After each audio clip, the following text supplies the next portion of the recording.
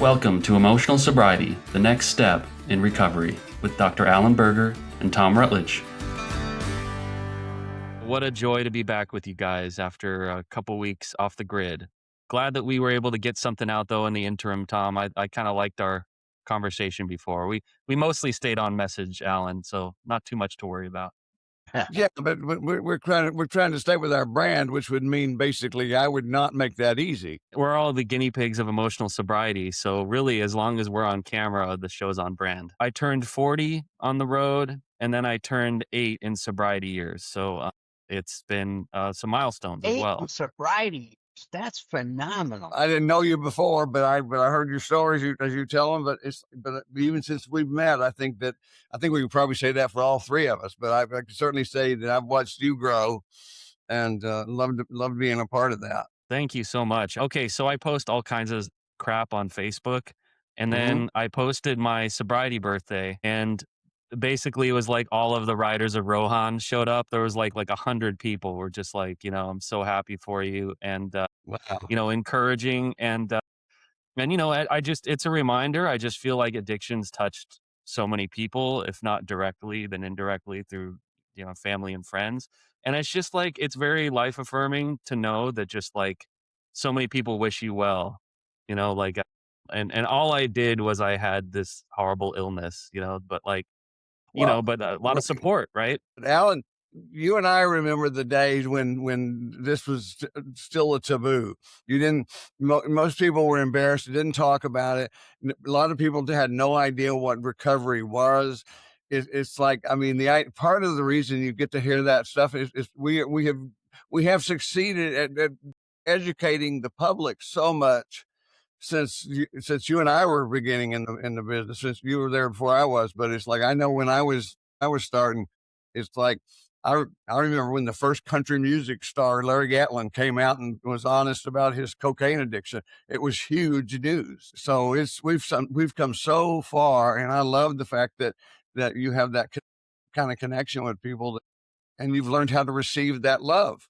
I was trepidatious at first about observing the milestone because at 8 years, it's almost, I felt for a moment like, who gives a shit? It's, kind of like 1 year is cool, 2 years, 3 years, but like, I don't know, am I just living this now and I feel good about it? What's the point in really like Yeah. yapping too much about it? But then I reminded myself, well, look, it's like it's so important. This was such a foundational aspect to my life, and I need to keep going with the project, and I need to keep growing. And I feel like you need to like be out about this stuff and wear it on your sleeve and honor it because that's the best way. That's a great way to make sure it keeps going, right? Well, it's one of the coolest things about this whole process is this communal process is that you're not just helping yourself when you announce your sobriety. You're helping so many other people. It means something to all of us, and as we talk about in the program, it's like, especially to the newcomer. You know, the idea, I remember looking at those people in the first AA meetings I was ever in, and they were saying stuff that was very familiar to me, but they were very different than me in that they were laughing. And I was thinking, she, and I didn't know, but I hoped that I would be one of those people one day, and I am.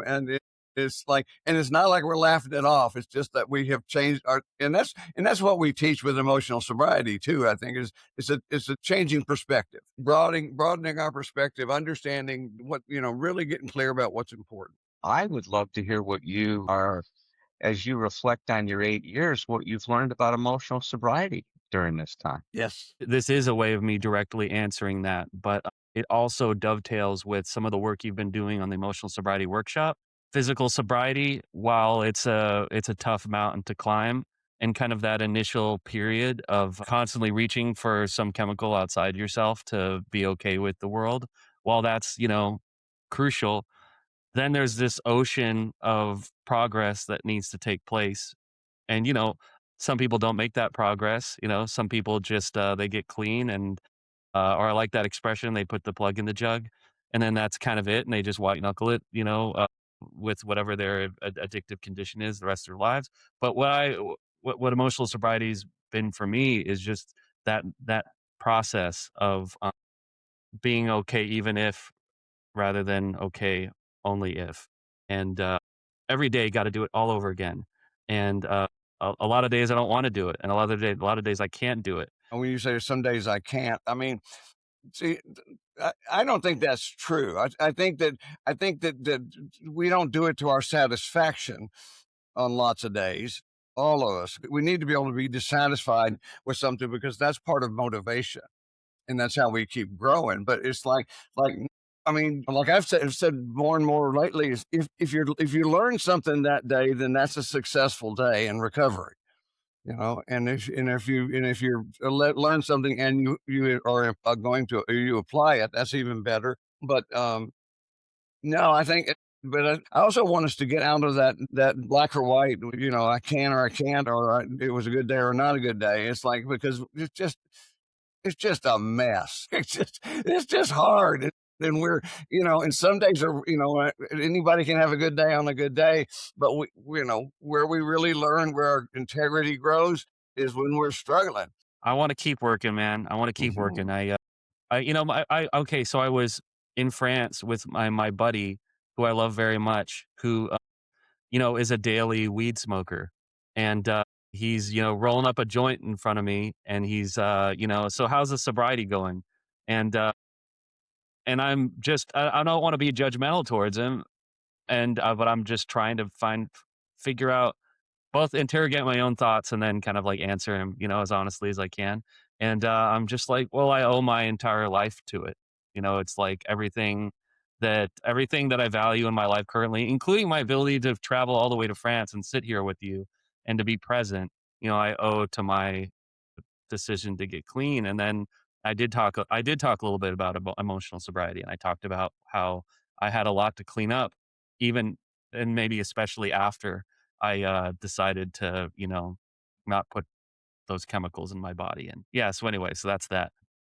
The 5 points of balance. Oh, and by the way, Alan, could you give us just like a little bit of primer on like,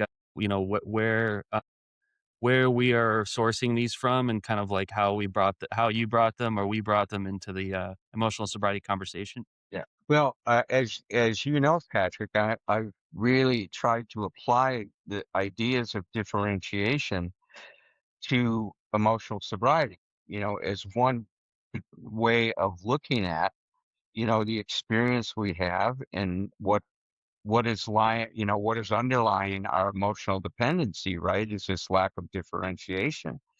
And the people that I turn to understand that are really the person who really was the person who brought the whole discussion of differentiation into psychiatry and psychology was Dr. Murray Bowen.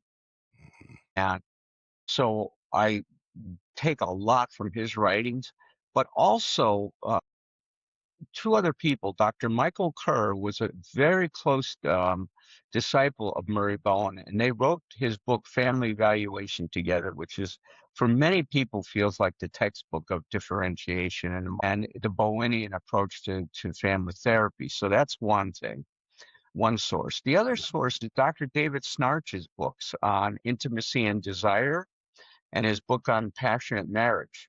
Now, it's those two books are related more to people that are looking at sexual dysfunction. But I've taken the concepts he had in terms of helping people with their sexual dysfunction, and I've modified them a bit and edited them somewhat and brought them into our discussion of emotional sobriety. He talks about 4 points of balance. I've added one. I'll probably be adding one or two more to the whole discussion. But he really, I think that his application of his understanding of differentiation is quite refreshing and unique. 5 points of balance. Number one, staying clear about our values and worth in the face of criticism, not letting others edit your sense of self. I kind of thought about this through Tom's lens a little bit. There's the committee, right, of voices within ourselves. And point one for me is about keeping yourself at the head of the committee, you know, Mhm. unearthing, when confronted by criticism, not giving the critic a privileged position at the head of the table, letting, considering all criticism, but not giving it privilege. and instead, yeah, letting your values, giving your Well, values let me privilege. just toss in here because I've learned to put this together with some of my stuff and Alan's is that's where the differentiation is between constructive self-criticism and self-condemnation. Because the self-condemnation part is what I always teach is that basically we have the same work to do with that inner condemner or that should monster that we do codependent relationship. You just described it. We give our power away. We're not, because when you say you need to stay at the head of the table, I always want to make it clear that means to be in charge, not to be in control. We don't control much. We don't control things, but we are in charge of making the decisions on what we do next and what we do with whatever is now.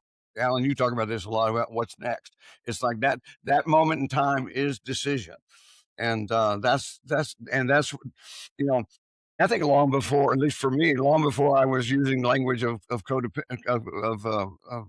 emotional sobriety. I mean, that's what. If I look back, what I was doing right in my early recovery, that's what I was doing right. I just didn't. This. This gives me a better language for it. I didn't mean to interrupt. I just wanted to make that point clear.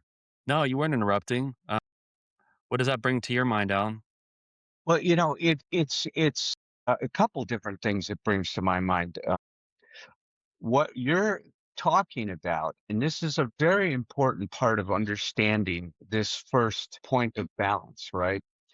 You're talking about it in relationship to yourself. Because remember, Bill Wilson defined emotional sobriety as real maturity and balance, which is to say humility in relationship with ourselves. So how to apply these things to ourselves is important, just like not letting other people's limited perceptions of us define us. At the same time, not letting the critic inside of us define us. Yes. See, so if there's a parallel process here, isn't there?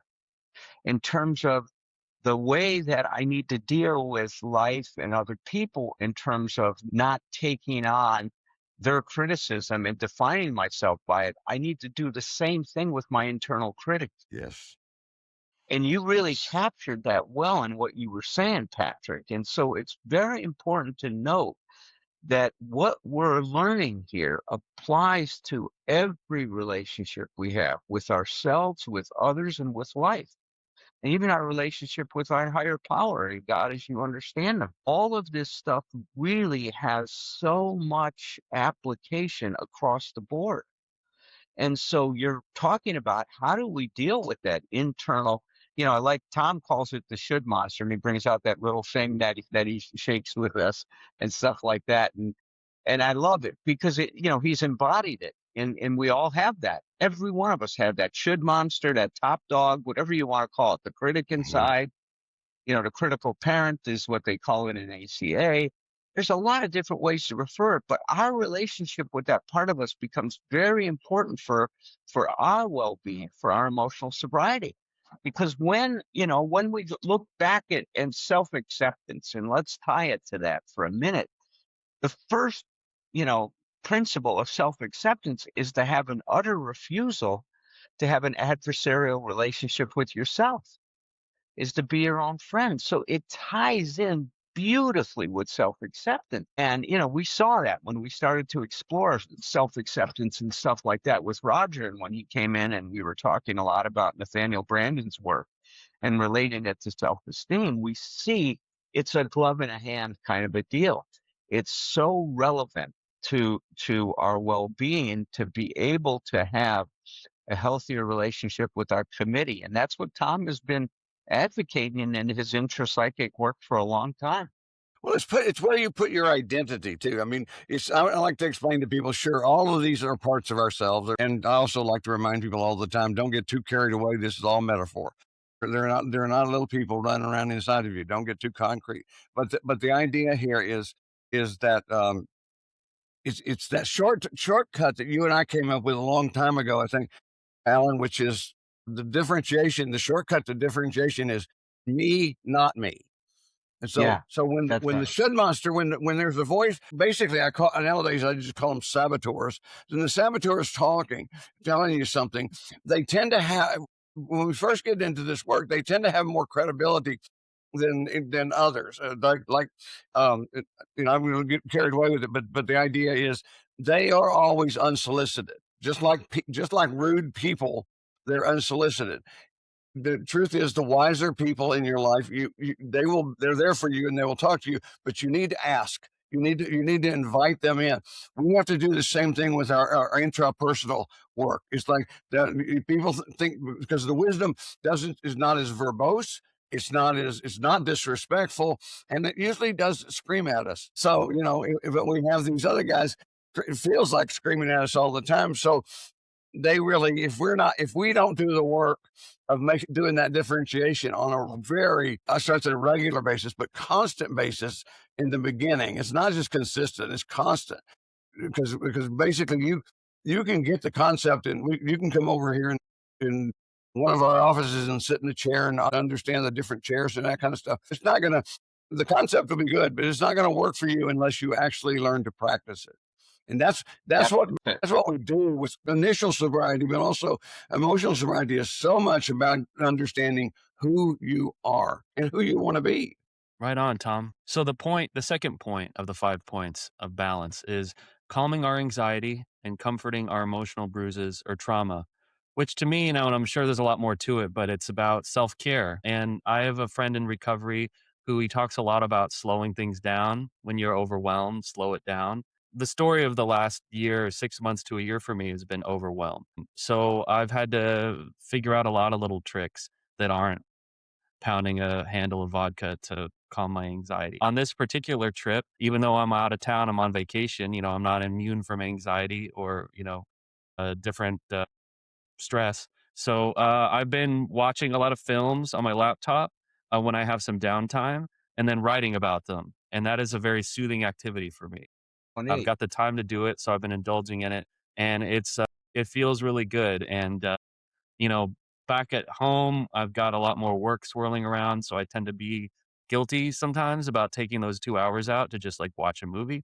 But now that I can, I'm indulging, and, I think it's been really good for me. It's as like a just a head clearing exercise, so What this second principle, and this will be good. We can do this over the next few weeks if we don't get to all five today, but calming ourselves, right? And being able to quiet our mind and calm our heart becomes such an important part of being able to regulate our experience in life. And, we can talk about that. There's a lot of different ways to change what you're experiencing right in this moment.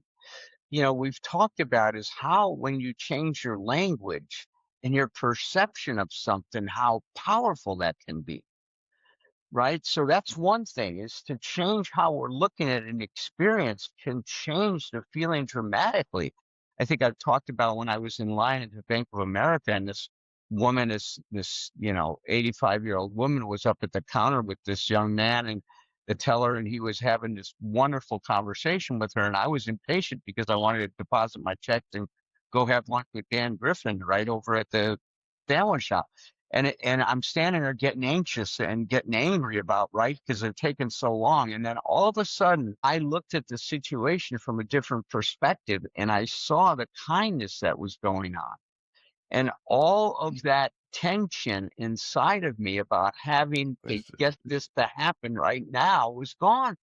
And I could have stood there for an hour and enjoyed what I was watching, because I shifted my perception. I shifted the meaning that that was happening to me, and that's powerful. God, People say another way you can change it is by deep breathing, and we see that all the time. People that are anxious, if they start to take, they call it that square breathing, where you take, a four, you breathe, you inhale to a count of 4,000, you hold it for 4,000, and then you exhale for 4,000. Some people say 7,000. It doesn't matter, but they call it the square. It's kind of a circular breathing. That can also bring our heart rate down. Getting up and taking a walk. People exercise it sometimes to do that. Look, people regulate themselves by going to a meeting, calling up a friend, talking to somebody, getting a massage, having somebody massage. They found, in with all of the trauma that took place in 9/11, what's his name, Basil Vanderkook, who's a big trauma expert now and Oh, talks yeah, yeah. about, your body keeps score. He found one of the most successful interventions that was helping people deal with the anxiety that they were left over with was to get a physical massage. Mhm. It Yeah. was incredible. So there are so many ways that are healthy ways of us dealing with it. Obviously, the unhealthy ways are take a Xanax, take a drink. That's the thing about alcohol. It's an anxiolytic. I mean, it will remove your anxiety It in a heart. works. It works too darn good. And that's one of the things that happens with a lot of people who start medicating with alcohol. So there's a lot of different ways that we can learn to calm ourselves. People take yoga classes and meditation.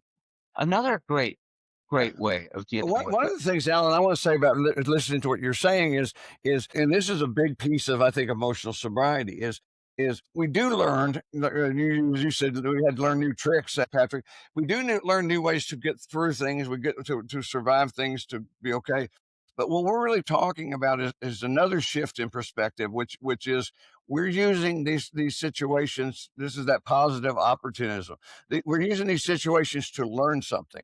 It's like when you described that about being the teller. I've done this several times with people I'm working with people who are impatient, and they call me because they're caught in traffic and they can't get to the appointment on time. And what I always say to them, I say, "It's okay. I've already started your appointment." It's like, and you're doing fine so far. It's like, and I also suggest that maybe if they show up, they're going to screw it up. It's like, but basically, I'm put it into a humor, but when they get here, I've learned, I tell them, look, we can do this. You're in charge. You can do. We can sit here and talk about all the assholes in traffic. We can talk about your frustration at traffic and stuff like that. But next time, just realize your session starts when it starts. And if you're in traffic, you're in experiential therapy. Yeah. Breathe, be okay in traffic. Come then tell me the first 10 minutes of the session how you've changed. It's like rather than just go experience what you've always experienced. And see, that's what you're talking about. How can I do this not only different, but how can I do this to help me be better? Tell me what you think about this, guys. Part of my emotional sobriety journey is to be more present, is recognizing how not present I am, like, constantly. Hmm.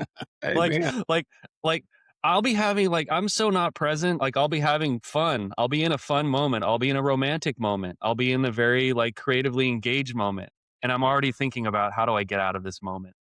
Hmm. And but I know that the key to my salvation is being able to really, like, fully inhabit these moments.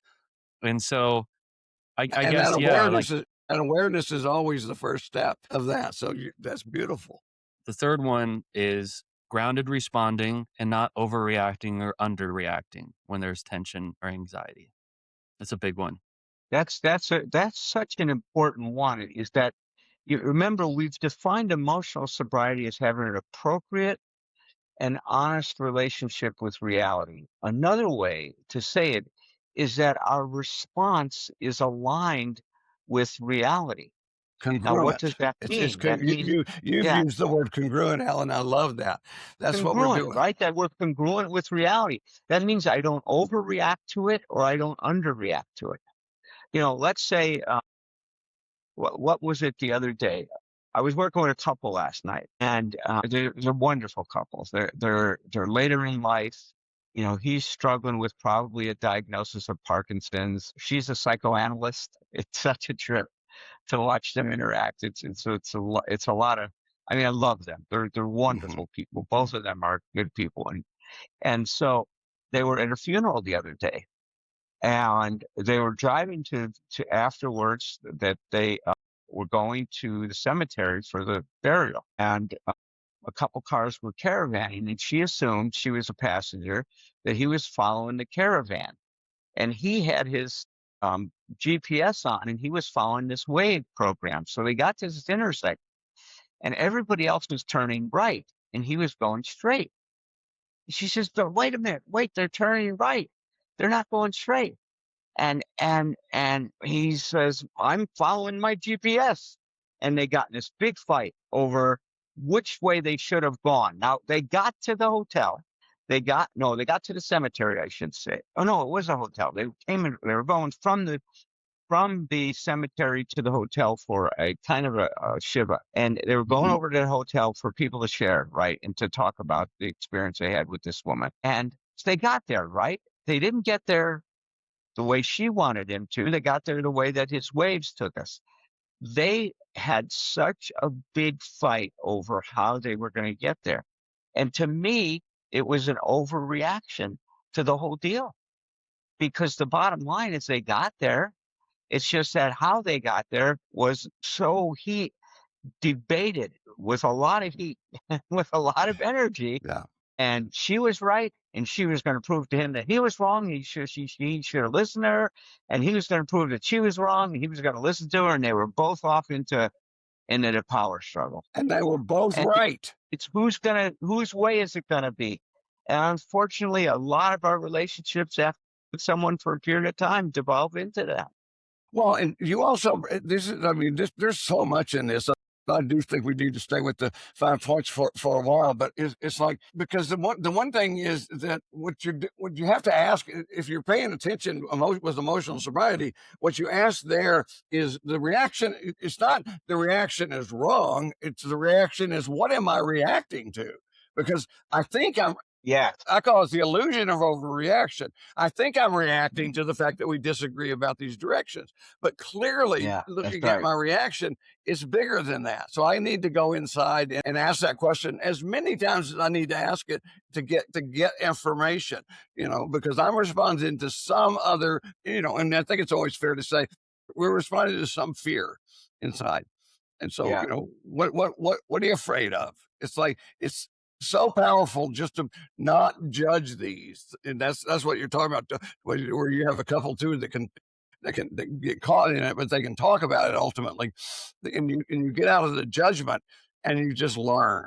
right on, Tom.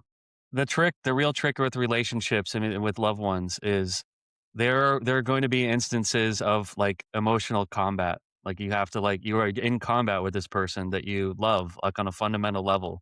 Let your wisdom self do the driving. No matter how angry you Yeah, get or yeah, flustered in the there you go. moment, and it's really tough. And I think like just not for me, whether it's delaying reaction or just not reacting, I don't think that's the same as passivity. I just think it's not like jumping at every fish, I guess. And Yeah, it's that knowing can when to let sometimes, go. You let go, let go, let go, let go. yeah, that'll help me to avoid, I don't know, saying something that I regret. Because I remember a time in relationships where I was just pure reactivity. And I almost always regretted, where I took things because I was just, you know, If we jumping at come the back to stimuli. that, that's my story in relationship is my one of the points of my contribution to success in my marriage is just learning when I don't need to say a damn thing. Not in the yes dear sort of way, but the idea I finally got to the place where I would be upset about whatever's upset for. Usually it was in the kitchen because that's where I get all nervous. It's but in the morning, and I with the help of a therapist, I said, okay, well, I I want to tell Dee Dee when she comes downstairs before we leave that this bothered me, but I'm going to wait until the end of the day, and if it's still bothering me, I will talk to her about it. Never, I can honestly say, 0 times has it ever been an issue at the end of the day. And that's not because I stuffed the issue. It's because it wasn't an issue between me and Dee Dee. It was just between me and me. Well, yeah, I mean, I'll use my self-talk in that way. Is just that like your fury right now is just a specter. And if it's not, then it'll still be there later That's when you right. return It'll to it, make you deal with So it. just, Yeah. take a walk around the block, see if it's still there when you get back. Probably it won't be. It's great to have you back. Yes. Well, thanks, guys. Yeah, it's a beautiful community you've cultivated.